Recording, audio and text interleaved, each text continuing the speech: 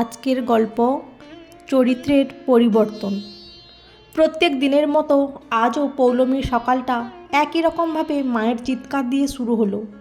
সেই ভাঙা টেপের মতন গর্জে উঠল সাবিত্রী। কী রে মিতু, উঠলি কি আবার বিছানা ছেড়ে? আর কত ঘুমোবি? বেলা যে বয়ে যায়। মায়ের চিৎকারটা না শোনার জন্য কোলবালিশ দিয়ে নিজের কানটা চেপে ধরে পৌলমী ওরফে মিতু। এর পরেরটুকু কী হবে তা মিতুর জানা। সাবিত্রী এর পরেই বলে বসবেন, গিয়ে দেখ মাধুরীকে, কি ভালো মেয়ে, ওর মাকে কোনো চিন্তাই করতে হয় না ওকে নিয়ে। একই ক্লাসে পড়িস, একই বাসে যাতায়াত করিস, ওকে দেখেও তো কিছু শিখতে পারিস নাকি? তারপরে সারাদিন মায়ের সামনে গেলেই মায়ের মুখে শুনতে হবে মাধুরীর স্তুতি। এক এক সময় মিতুর মাকে বলতে ইচ্ছে করে, আমার জায়গায় মাধুরী তোমার মেয়ে হলে ভালোই হতো বোধ হয়। কিন্তু মাধুরী মেয়েটি সত্যি খুব ভালো মেয়ে। লেখাপড়ায় সে ভালো তো বটে, তবে তার নিজস্ব মতামত তাকে তার বন্ধুরা লেখাপড়ার জন্য যতটা সমীহ করে ততটাও লেখাপড়ায় সে ভালো নয়। তবুও ক্লাসের সব বন্ধুদের কাছে মাধুরী শুধু মেধাবী ছাত্রীই নয়, মাধুরী একটা ফুল প্যাকেজ যেন। মাধুরীকে বাসে যেতে যেতে মাঝে মধ্যেই পৌলমী বলে, আমার কি মনে হয় জানিস, তোকে খুন করে ফেলি আমি। তুই আছিস বলেই আমার মা সারাদিন আমার পেছনে লেগে থাকে। আমার মা দিনে যতবার না আমার নাম নেয় তার চেয়ে বোধহয় বেশি তোর নাম নেয়। তুই এক কাজ কর না রে মাধুরী, তুই আমার মায়ের মেয়ে হয়ে জানা রে, আর নয়তো তোর মাকে আমায় দিয়ে দে। মাধুরী বন্ধুর কথা শুনে জোরে জোরে হাসে আর বলে, পাগল হয়েছিস নাকি? আমার মাকে আমি ছেড়ে দিলে এই যে আমার নামে এত প্রশংসা হচ্ছে, এসব কিছুই হতো না। আমার মা আছে বলেই তো আমার সাথে তোদের তুলনা করা হয়। সব দিতে পারবো ভাই, শুধু আমার মাকে দিতে পারবো না। পৌলমী বন্ধুর কথার জবাবে পাল্টা জবাব দেয়, তাহলে তোর ব্রেনটা দিয়ে দে আমায়। বন্ধুর কথায় হেসে ওঠে মাধুরী, বলে, সেটা কি করে সম্ভব রে? অবাস্তব জিনিস নিয়ে কথা বলছিস কেন? তোর সমস্যাটা কি হয়েছে সেটা বল তো। পৌলমী দুঃখের সাথে বলে, এই যে আজ পরীক্ষা আছে, জানিস কাল রাত 4টে পর্যন্ত পড়েছি, তারপর আজ সকাল 8টায় উঠেছি, তাও মায়ের চিৎকার থামে না। তুই কাল কত রাত অবধি পড়েছিস বল তো? আমি তো রাত 2টোর পরে আর পড়তে পারিনি রে। ইচ্ছে ছিল অন্তত 3টে-4টে অবধি জাগবো, কিন্তু মা 2টোর পরে তাড়া মেরে তুলে দিল।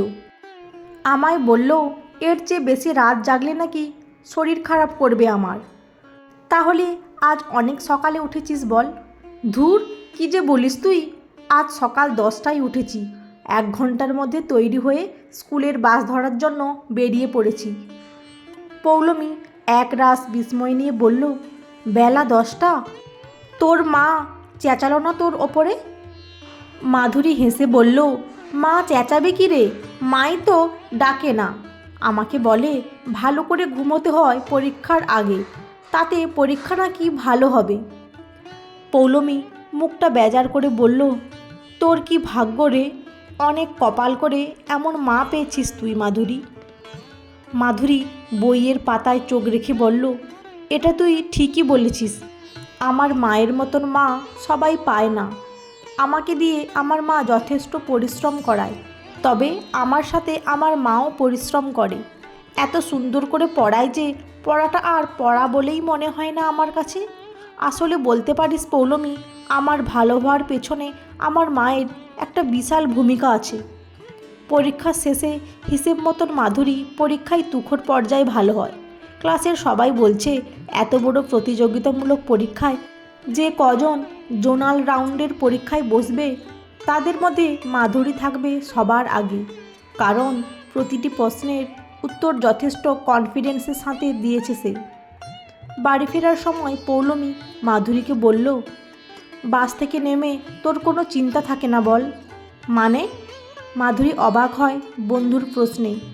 পৌলমী বলে, না মানে আন্টি বাস থেকে নামার পরে যখন জিজ্ঞাসা করে তোর পরীক্ষা কেমন হয়েছে, তুই তো তখন বেশ নিশ্চিন্তেই বলতে পারবি তোর পরীক্ষার কথা।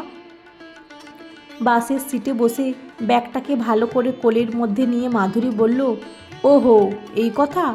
কিন্তু মজার কথা হলো, বাস থেকে নামার পরে আমার মা আমাকে প্রথম প্রশ্ন করে আমি টিফিন পুরো শেষ করেছি কিনা, শেষ করলে কখন করেছি। সত্যি? আন্টি তোকে পরীক্ষা কোয়েশ্চেন নিয়ে কোনো কথা জিজ্ঞেস করেন না? না রে, নিজে থেকে কিছু বলেও না, জিজ্ঞেসও করে না। আমি কথা তুললে তবে বলে, না হলে নিজে থেকে কিছু জিজ্ঞেস করে না। পৌলমী বাসের জানলা থেকে বাইরের দিকে তাকিয়ে ভাবল, মা শুধু মাধুরীর সাথে আমার তুলনা করে। আমার মাও কি কখনো মাধুরীর মায়ের মতন হতে পারবে? মাধুরীর মায়ের যে গুণগুলো আছে একজন ভালো মা হওয়ার, আমার মায়ের মধ্যে তো এইসব গুণের একটাও নেই। নিজের দিকে কি মা কখনো তাকিয়েছে? সে নিজে কতটা পিছিয়ে আছে মাধুরীর মায়ের থেকে। সেদিন বাড়ি ফিরতে সাবিত্রীর প্রথম প্রশ্ন, কী রে মিতু, পরীক্ষা কেমন হলো তোর? মায়ের প্রশ্ন শুনেই মেজাজটা বিগড়ে গেল। পৌলমী মনে মনে ভাবল, এই হচ্ছে পার্থক্য।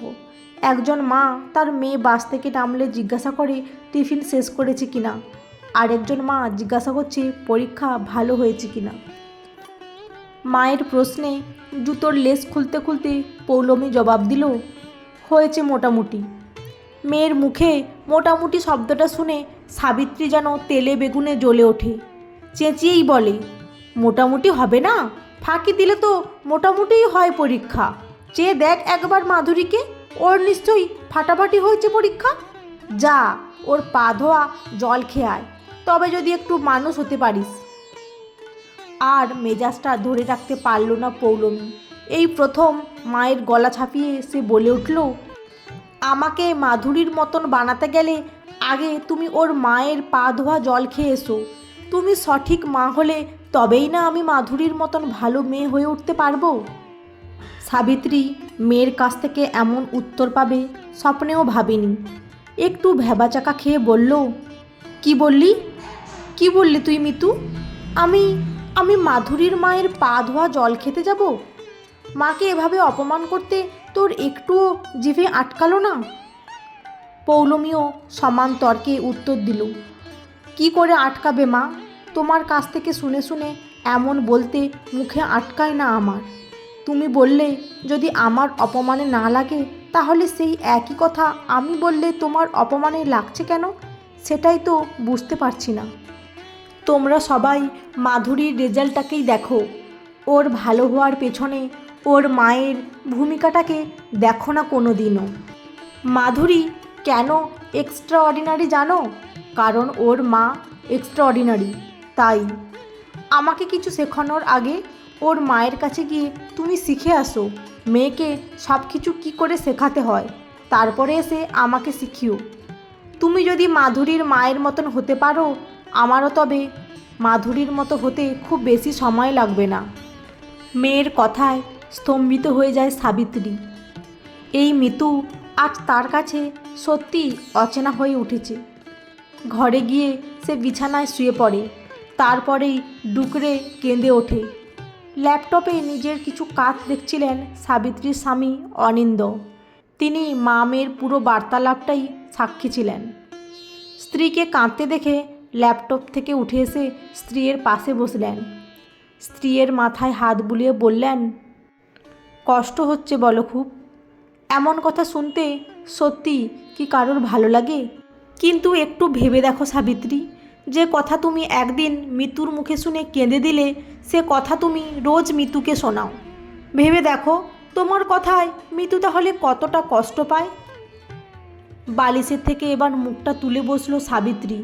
চোখের জল মুছে স্বামীকে জিজ্ঞাসা করলো, আমি কি মা হিসেবে খুবই খারাপ গো?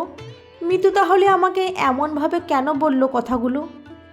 অনিন্দ একটু হাসলেন, বললেন, তুমি মিতু কেউই খারাপ নও। তুমি যেমন মিতুকে অন্যের সাথে তুলনা করেছিলে, আজ ঠিক একইভাবে মিতু তোমাকে অন্য কারোর সাথে তুলনা করলো। প্রত্যেকটা মানুষই স্বতন্ত্র হয় সাবিত্রী। তোমাকে এতদিন কিছু বলিনি, কারণ আমি বললেও তুমি আমার কথা শুনতে না। আজ মিতু তোমাকে আয়না দেখাতেই তোমার কাছে সবটা কেমন স্পষ্ট হয়ে উঠল দেখো। তাই বলছি মিতু যেমন তেমন করেই ওকে বড় হয়ে উঠতে দাও। মিতু যেমন মাধুরী হয়ে উঠতে পারবে না, ঠিক মাধুরীও কোনোদিন মিতু হয়ে উঠতে পারবে না।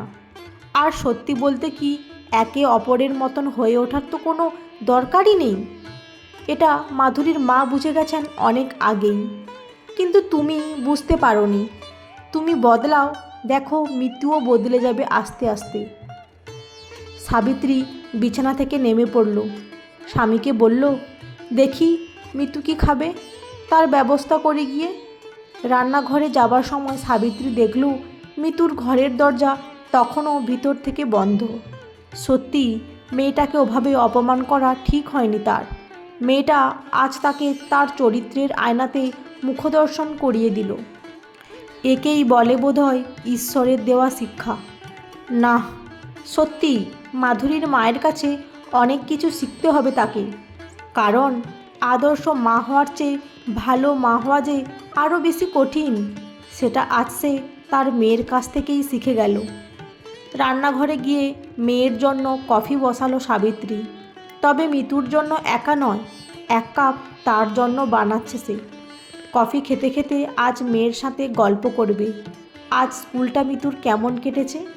দুধের মধ্যে কফি দিতেই দুধের রঙটা বদলালো, যেমন মিতুর কথায় সাবিত্রীর মনের রং পাল্টে যাচ্ছে একটু একটু করে।